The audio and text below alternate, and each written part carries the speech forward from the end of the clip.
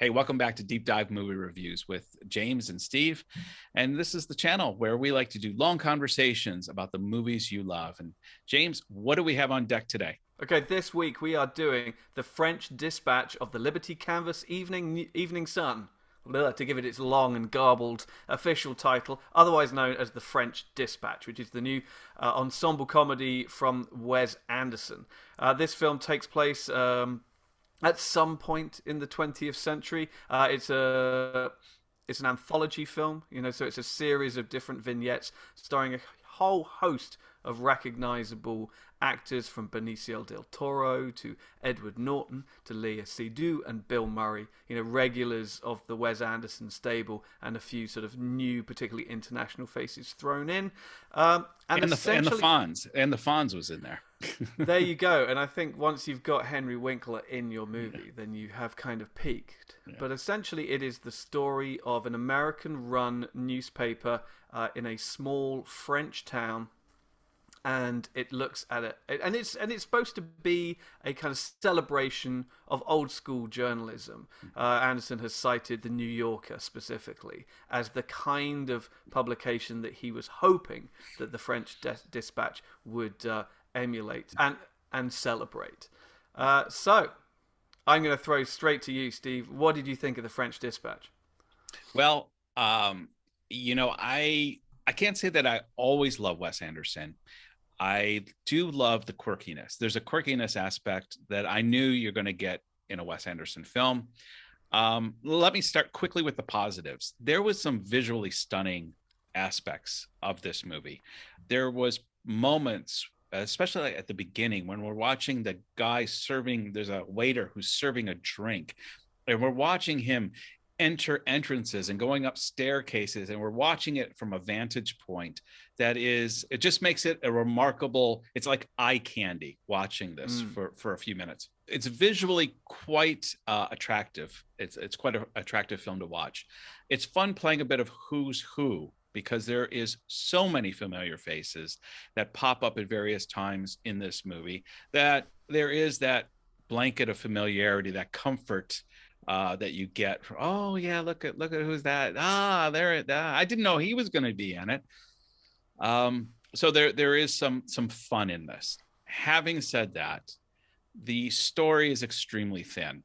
I found it difficult to stay awake. There was times I was nodding off in this film because there just was not enough on screen to keep me engaged in the dialogue. I'm a very story-driven person, and it's been bantered around that this is a particularly pretentious movie of Anderson's, even more so than his normal pretentiousness.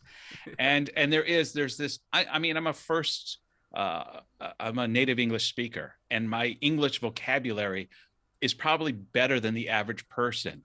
And I was struggling with the onslaught of fast these little soliloquies of quirky vocabulary words that I needed to slow it down. And it probably, if I watched it a second time, or if I slowed it down and watched a scene again, it would be a lot more meaningful. But it's like watching something on 2 times speed. I'm not capturing everything. I know I'm missing stuff.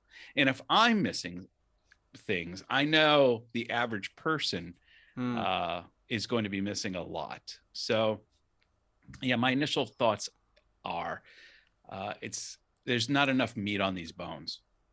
Fair enough. Yeah, I mean, I think you're absolutely right when you talk about how pretentious it is. It felt so sort of self-indulgent. He's a very self-conscious filmmaker, I think.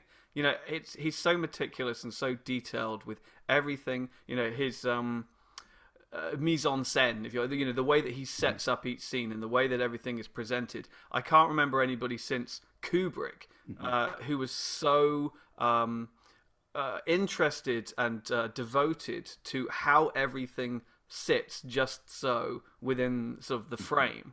Yes. And this is a frame, and the frame itself is kind of changing all of the time. I think we saw it a lot in Grand Budapest Hotel. But I think here he's changing aspect ratio repeatedly from one story to another. So half the time it's in 1:3:3, like a sort of old TV screen, what they call Academy ratio, what the old black and white movies were in. But then it will go into sort of a big wide screen sort of anamorphic frame for certain sort of dramatic effect for certain sort of moments. I like what you said about where you want to sit back and just kind of watch it. I felt that opening sequence where the waiter is like filling the tray up and he's spinning it around, putting one thing on, spinning it around again, putting another thing on, and then going up and down the stairs of that building. It really kind of lays out everything you need to know about what's to come.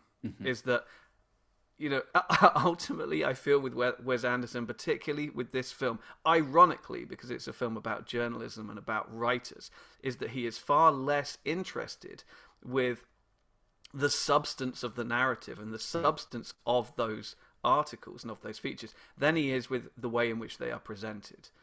He's far more interested in the layout of the pages of whatever magazine he might be referencing or eulogizing than he is in the storytelling and the politics and the human interest or anything else like that. And I think this is something that has always been prominent in Wes Anderson's movies. I mean, going right back, I think the first film of his I saw was Rushmore, which was his second film, which is about a kid at private school who doesn't fit in, but he's incredibly sort of eccentric and sets up a whole load of sort of clubs and puts on plays of Hollywood movies. And in that film, he puts on a stage production of Serpico. And watching The French Dispatch feels like, oh, this is what's happened to Wes Anderson. He's become less and less interested in the real world, and he is essentially becoming Max Fisher, which is the character from Rushmore. And he is becoming the Max Fisher Players, which was the name given to the sort of the ensemble in that film, and that those heavily reduced, heavily theatricalized adaptations of Hollywood movies. And I remember in the special features of the DVD, and I think you can find them on YouTube, there was the Max Fisher Players Presents, and there were a couple of other movies. I think actually he did it for the MTV Movie Awards that year. They did Armageddon, The Truman Show, and Out of Sight, and it's just like what little 1-minute skits. And The French Dispatch feels like the Max Fisher Players have suddenly been given like a $25 million budget and have been able to go out there and make a proper movie. It's so much, feels so artificial. It's so much like a kind of pop-up book or a doll's house or a diorama or something like that, rather than anything approaching reality.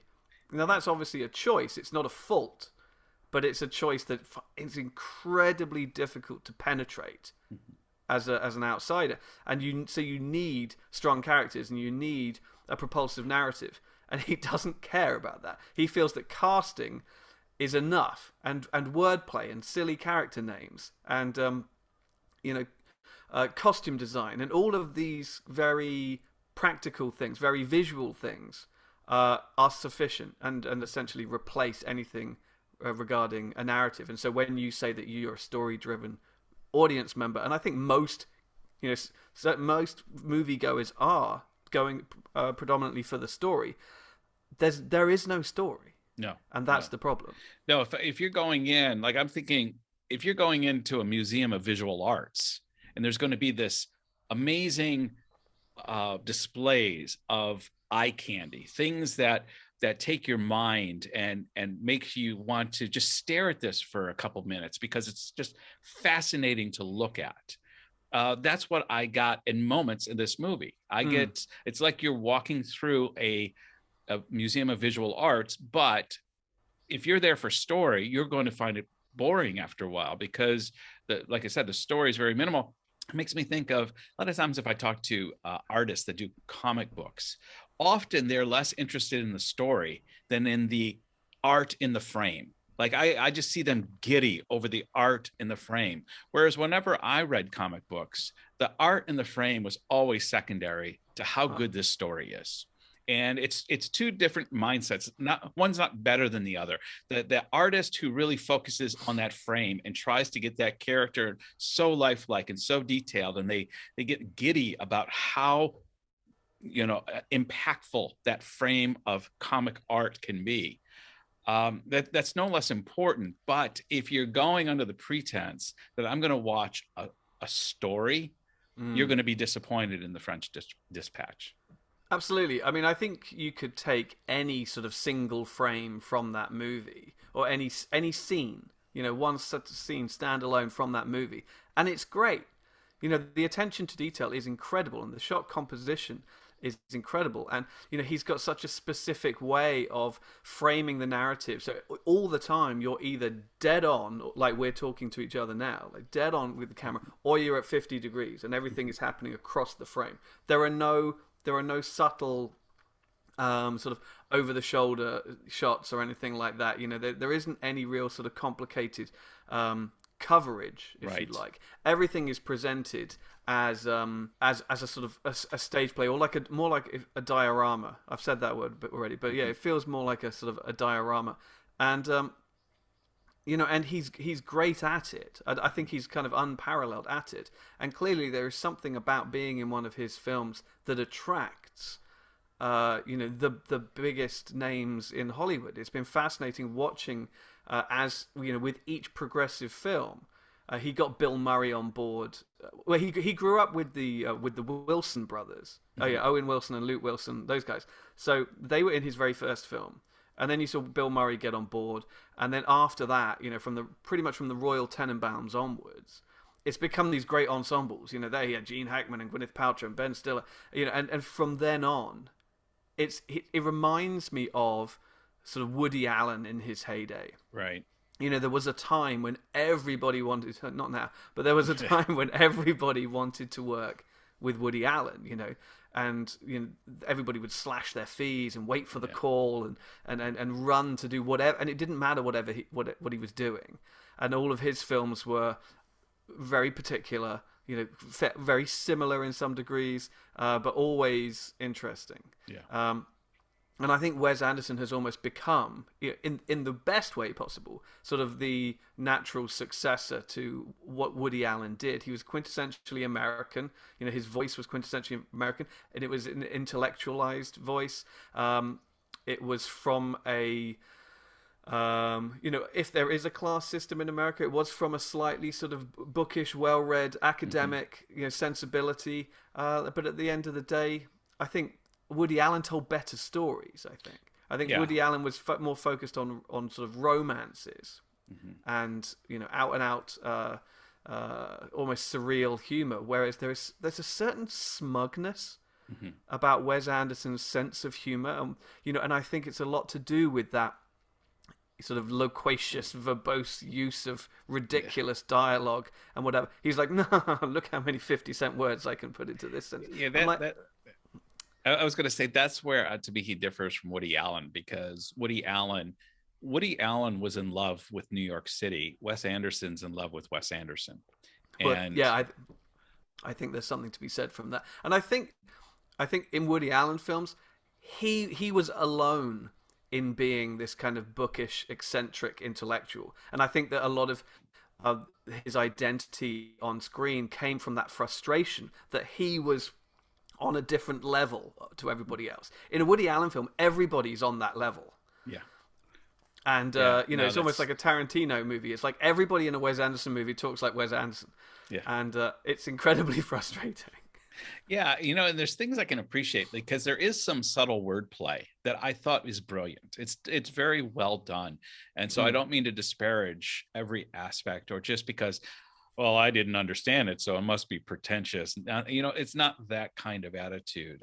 There's so much that is visually stunning to watch in this film. And I think if I'd gone in with a different mindset, I might have appreciated it more, because now looking back at it, I think I actually like it more than I did when I was in the cinema. Well, I think that's fair, and I think it might have something to do with, certainly in my case, that you remember those vivid moments and those vivid images, and what you forget is the fact that you had to sit through 2 hours of them back to back to back to back in this cold, clinical, impersonal presentation of oh so dry wit, and I don't want to sound like I'm completely bashing Wes Anderson either, because for a time at least I loved him. He did lose me for a while, and it was at a time when other people sort of thought he was great. Fantastic Mr. Fox, I don't like it at all, and other people love it. For a lot of people, it's their favorite of his films, but it didn't really work for me at all. Same with Moonrise Kingdom. But for me, the Grand Budapest Hotel was this huge comeback, because he was at his most sort of eccentric and eclectic in terms of visual presentation, but he had a good story in there. Yes. And it was this deeply layered narrative with different protagonists over different time periods, and it, in the same way that the French Dispatch does, it's homaging and referencing entire decades and nationalities of cinema, all the way through. There's a strong, obviously, as one would expect, French New Wave influence to the French Dispatch, and a lot of sort of Melville films and Jacques Tati films and those kind of things, on top of sort of Godard and Truffaut and those. If you know what it is, then it's right there in front of you, and all those sort of moody teenagers, smoking cigarettes, drinking coffee, and talking politics. It's so Godard, it's ridiculous. So I came into this one with high hopes, going, oh, he's got his mojo back. Grand Budapest Hotel was such a return to form of all the things that I liked about him, and so it was all the more disappointing when this was so superficial at the end of the day.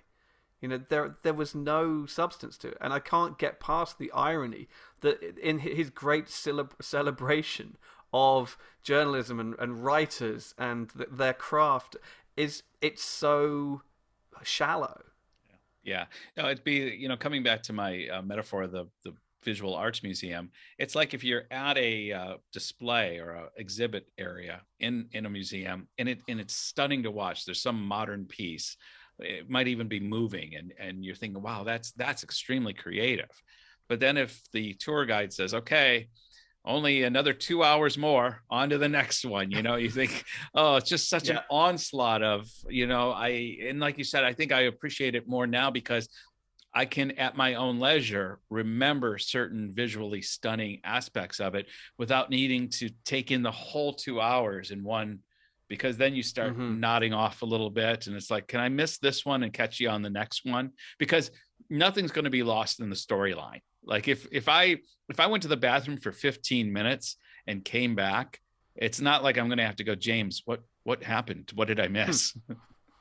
Yeah, I mean, it's funny that way, isn't it? Because, I mean, there's so many characters and there are so many sort of moving parts. Yeah, moving parts, if you like, that in one regard, sort of it is changing every minute, but at the same time, nothing's happening. So all he does is move on from one room to the next. It's like he's giving you a tour of his, it's like a child with his toys. Yeah. When you get a child and he's like, oh, look, come to my room, I want to show you my toys. And he's like, and this is my favorite toy, and this is my other favorite toy, and this is my other favorite toy. And you're like, okay, well, tell me a little bit about this toy. He's like, no, I want to tell you about this one and this one and this one. It's like you're being given a tour of a doll's house or something like that. Whereas it's like, look at this. Okay, now move on. Look at this. Now move on. Look at this. And each one is incredibly intricately put together and detailed. And, there's so much painstaking effort has gone into it. And yet then he doesn't do anything with it. Yeah. It's literally like, look, isn't this wonderfully referenced and put together? And see all these loving nods to this, and this, and look at this great A-lister that I've got, and look at all these international French actors that now want to work with me. Yeah. I'm going to give them nothing to do apart from stand there in a gendarme's uniform, looking silly with a silly mustache for 2 seconds. And you're like, okay, and there are some moments where he's actually managed to get actors to do something quite daring. I mean, Léa Seydoux, who we've just seen as sort of the ultimate Bond girl, in No Time to Die just a month ago, is standing there completely naked, and there's full frontal nudity. I mean, admittedly, she's being a life model for an artist, right? But still, you're like, that's an A-list actress that you've got to bear her all. Yeah. And yes, she's French, and they have they're not quite so hung up on nudity as we are, but that's no mean feat.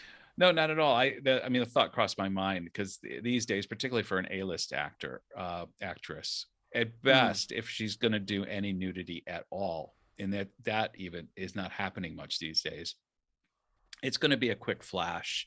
It's going to be a momentary I mean, like you said, Leia Sadu is for quite an extended period of time in full frontal nudity.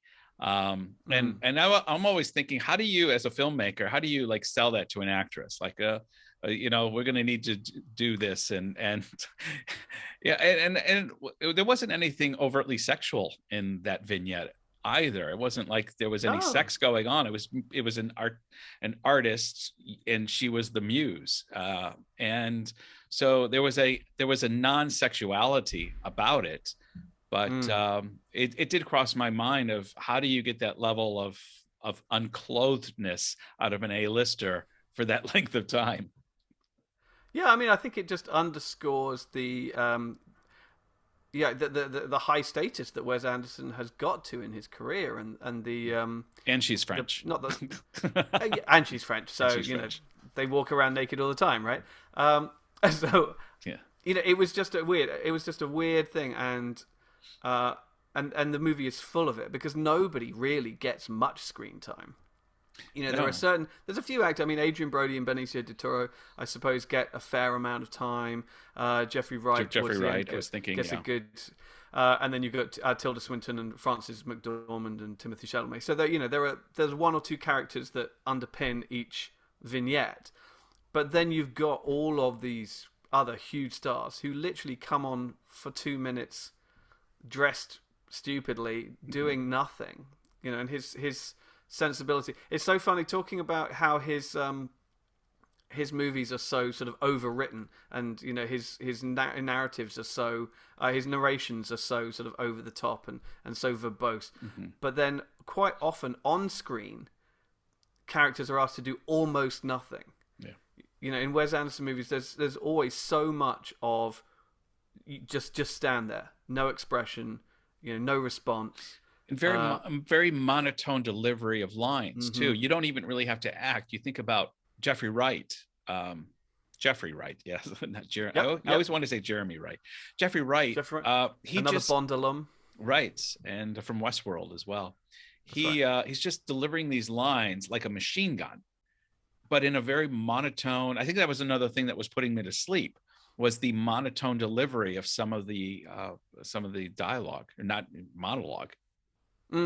Yeah, and it's this kind of sort of journalistic reportage style delivery where and because particularly in Jeffrey Wright's part, where he is on TV being asked to recite word for word, or being challenged almost to recite word for word his earlier writings, isn't he? They're like, okay, tell us again this story about the chief of police's the kid getting kidnapped and the chef, and he's like, yes, I can do it word for word, and he then sits there and recounts his entire novel or previous article or whatever.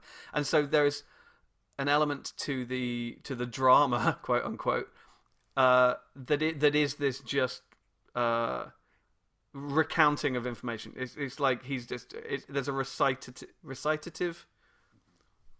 He's reciting stuff. He's literally reading aloud. He's just recounting previous which only makes it more kind of dry and monotonous and impenetrable. And it's just funny because it's a very kind of pretentious, self-indulgent filmmaker making a film about pretentious, self-indulgent, self-involved artists, of one form or another. There are writers, but there are also painters, and there are chefs. There are sort of political activists. They all sort of photographers. They're all sort of artists of one form or another, but they're all so obnoxious. Yes, they are all so self-indulgent. I mean, Benicio del Toro's. I mean, even though the guy's in prison, he just acts as if everybody is at his beck and call. Timothée Chalamet, he's the activist who. It's like these artists that Wes Anderson brings in. They're on the same level that he is, and they become a proxy for his ego. Yeah, no, exactly. I mean, Timothée Chalamet is like more like an inactivist, right? But that's true. So I just thought of that while you were saying it. I was like, oh, I have to say that. Yeah. And this is the point. And when that's the whole movie, when it is just a procession of self-indulgent, aggrandizing artists from one medium to the next being told by a similarly self-indulgent artist with no sense of irony. There's a deadpan wit to the whole thing, but that's not what's being that's being poked fun at. It just does become too much, and by the end, you're just exhausted more than anything else. And it's so frustrating because he's so talented. He's clearly so good at what he does. It's just the fact that what he has chosen to do can only, in my opinion, be appreciated in very small doses. It'd be interesting what would happen if everything is written, directed, produced by Wes Anderson.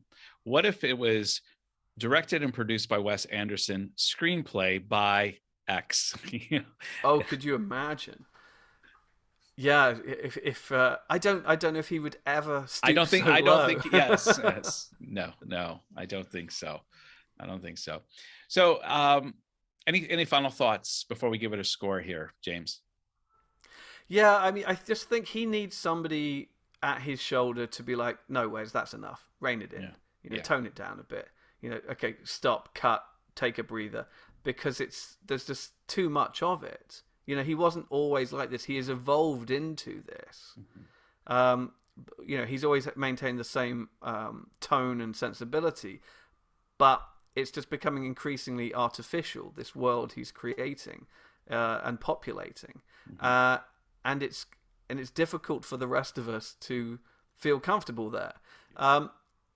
So I think he needs to bring in maybe a producer or a writing partner, he does collaborate, but he collaborates with like-minded people like Roman Coppola and Jason Schwartzman in the writing process, who are in his movies as well, and they're exactly the same. Yeah. So they're just as quirky. They fuel the negative parts probably more than acts as a counterweight to them. Exactly, they validate him in all of his terrible decisions. So either he needs to just break these movies apart into something more than vignettes, like make them into short films or something like that, where they're digestible size, or bring someone in who's willing to say, okay, you need to slightly humanize this element. Maybe he needs the love of a good woman. Maybe, I don't know. I have no idea what his personal life. Who knows? Maybe a box office bomb will wake him up. Well, I think he's experienced those, but unfortunately, I think he has a rabid fan base or a loyal fan base. I'm sure he does. I mean, I think there's enough good in the all the positive attributes we've already attested to. So it's all there. I know for me, out of a score of 5, I don't know what's going to be our scoring measure. 5 final editions of the magazine, I suppose. Oh, that's it. 5 final editions of the magazine. 5 no crying signs. Yeah.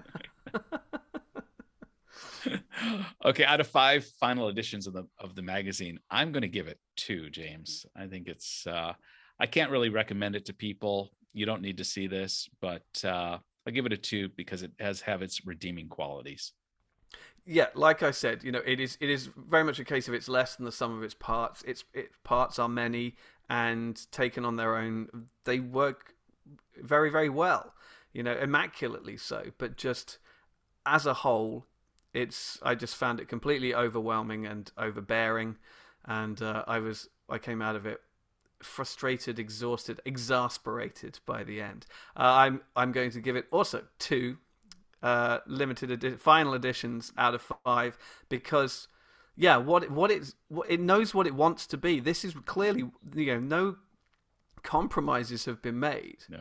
And I think there is when you're stepping into a Wes Anderson film, I think what you're going to get, and this is what you're going to get.